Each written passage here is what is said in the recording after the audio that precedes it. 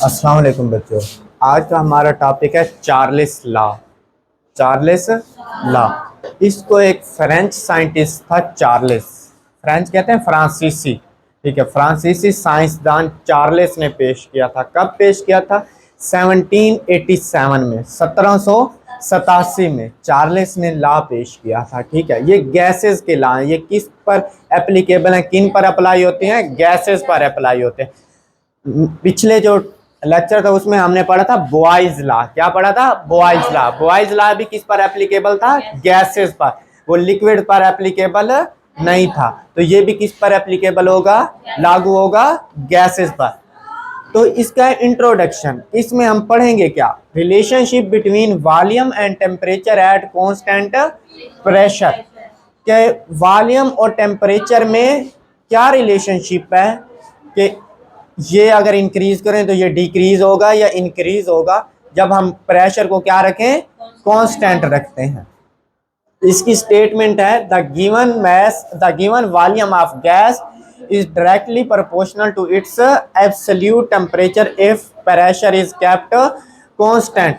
कि अगर हम प्रेशर को कांस्टेंट रखें तो दिए गए जो गैस का वॉल्यूम है वो उसके किस एब्सोल्यूट टेम्परेचर के डायरेक्टली प्रोपोर्शनल है। क्या है? Absolute temperature. यहाँ मैंने ये अंडरलाइन किया है कि एब्सोल्यूट, कल हमने एब्सोल्यूट जीरो टेम्परेचर पढ़ा था। ठीक है, एब्सोल्यूट टेम्परेचर के ये क्या है? डायरेक्टली प्रोपोर्शनल है। मैथमेटिकल एक्सप्रेशन में V वॉल्यूम डायरेक्टली प्रोपोर्शनल है T से टेम्परेचर। वॉल्यूम किसके डायरेक्टली प्रोपोर्शनल है? टेम्परेचर के। प्रोपोर्शनैलिटी का सिंबल हटा दें, ठीक है, तो इक्वल आ जाता है।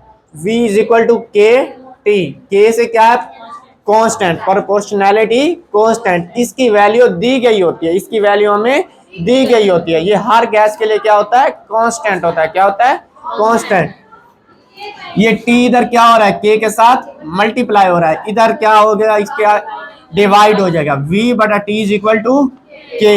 अब फर्ज किया हमारा इनिशियल टेम्परेचर था T1। क्या था? T1। के फर्ज किया हमने एक सिलेंडर लिया, उसमें हमने 50 cm³ गैस भरी और रूम टेम्परेचर पे रखा हुआ। कितने पे? रूम टेम्परेचर 25 डिग्री सेंटीग्रेड पे। अब हमने उसको क्या किया? हीट किया। ठीक है, टेम्परेचर चेंज कर दिया, टेम्परेचर को 4 गुना बढ़ा दिया, 25 से कितना कर दिया? 100 कर दिया। तो वॉल्यूम उस लिहाज से डायरेक्टली प्रोपोर्शनल है। वॉल्यूम भी 4 गुना, मतलब इस लिहाज से इसका 4 गुना क्या हो जाएगा? 50 का 4 गुना 12.5 ही होता है ना, 12.5। ठीक है, तो इसमें 50 में 12.5 ऐड करो तो 62.5 cm³। वो भी क्या हो गया? इंक्रीज के। अगर हम T1 से T2 इनिशियल टेम्परेचर से फाइनल टेम्परेचर, ये जो हमने पहले टेम्परेचर, इब्तदाई टेम्परेचर से ये जो हमने फाइनल टेम्परेचर लिया, इंक्रीज करें तो वॉल्यूम भी क्या होता है? इंक्रीज। अब V1 बटा T1 is equal to V2 बटा T2। ये किसके इक्वल रहेगा? कांस्टेंट K के इक्वल रहेगा। कितने के?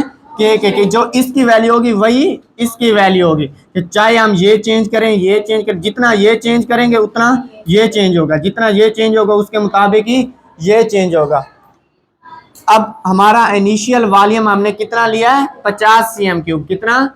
50 cm³। ये V1 लिखा गया है। ठीक है, V1 बटा ये T1 लिखा गया है। ठीक है, V1 कितना लिया हमने? 50 cm³।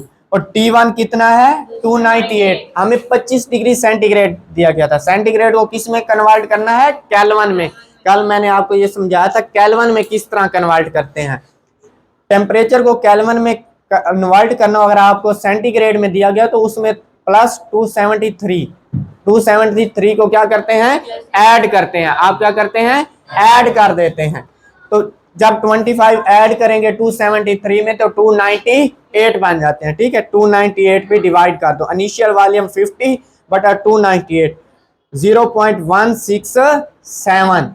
ठीक है, अब हमने क्या किया? टेम्परेचर इंक्रीज किया। टेम्परेचर के इंक्रीज करने से वॉल्यूम भी क्या हुआ? इंक्रीज हुआ। वो कितना था? इनिशियल V1 50 से ये कितना बढ़ गया? 62.5। ठीक है, ये V2 हो गया बटा टेम्परेचर कितना इंक्रीज किया, 4 गुना, 25 से कितना कर दिया 100, तो उसको केल्विन में कन्वर्ट करेंगे तो 373 आ जाएगा। ठीक है, 273 प्लस 100, 373 केल्विन।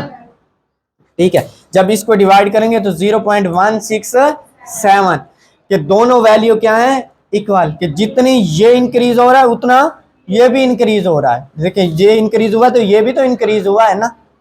ठीक है, तो इस लिहाज से इनका क्या है, डायरेक्ट रिलेशनशिप है। व्हेन एक इसमें कांस्टेंट क्या है, प्रेशर और मादे की मिकदार n, नंबर ऑफ मोल्स क्या है, कांस्टेंट है।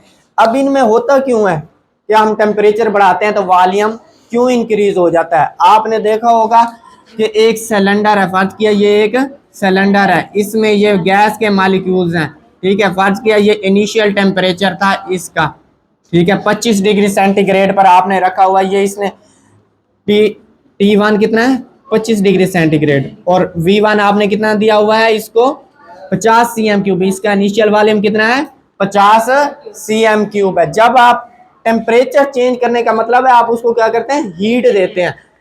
हीट देने से क्या है, गैसेस फैलती हैं, गैसेस फैलती हैं, एक्सपेंड होती हैं, गैसेस एक्सपेंड होती हैं। जब आप इसको क्या करेंगे, हीट करेंगे, क्या करेंगे, हीट करेंगे, हीट करने से ये क्या हो जाएगी, ये फैल जाएगी, ये क्या हो जाएगी, फैल जाएगी। अब इसका जो पिस्टन है वो अपवर्ड उठ जाएगा, ठीक है, अपवर्ड चला जाएगा, जिससे इसका वॉल्यूम क्या हो जाएगा 62.5 cm3 हो जाएगा। टेम्परेचर हमने कितना कर देना है 100 डिग्री सेंटीग्रेड के टेम्परेचर को हमने 25 डिग्री सेंटीग्रेड से 100 डिग्री सेंटीग्रेड किया, तो इसका वॉल्यूम भी क्या उस लिहाज से इंक्रीज हो गया।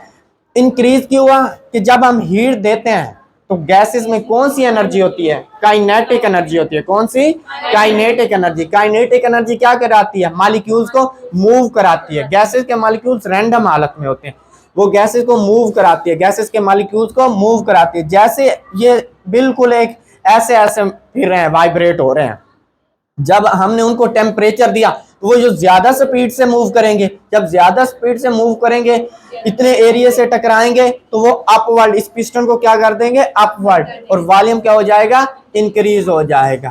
ठीक है, अब इसमें ये लॉन्ग क्वेश्चन है, इसमें ये इंट्रोडक्शन, इसकी स्टेटमेंट, मैथमेटिकल एक्सप्रेशन और ये इसके एक्सपेरिमेंटल डिटर्मिनेशन ये लिखने हैं। ठीक है।